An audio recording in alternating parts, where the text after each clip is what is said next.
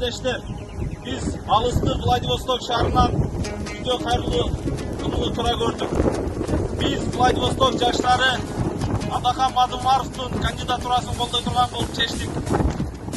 Biz Адахан Мадумаровдун кандидатурасын колдогонубуздун себеби ал чечкүндү, ал бир сөзүнөн кайтпаган эң татыктуу политик деп билебиз. Biz Адахан Мадумаровду колдойбуз. Владивосток жаштары Адахан Мадумаров үчүн голосун берет.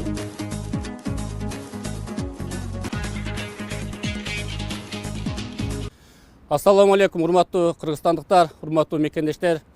Эртеңки боло турган 2021 жылдын 10 январында боло турган шайлоодо биз Россия Федерациясынын Санкт-Петербург шаарындагы биздин мекендештердин тандоосу Адахан Мадумаров. Анткени биз бул кишинин, бул инсандын тарыхты билгенин, интеллектүү экенин, маданияттуу экенин, мыйзамды сыйлаганын, билими тодо экенин билебиз. Андыктан биз Санкт-Петербургдагы жаштар бүткүл Кыргызстандык убактылуу иштеп аткан биздин мекендештердин тандоосу Адахан Мадумаров.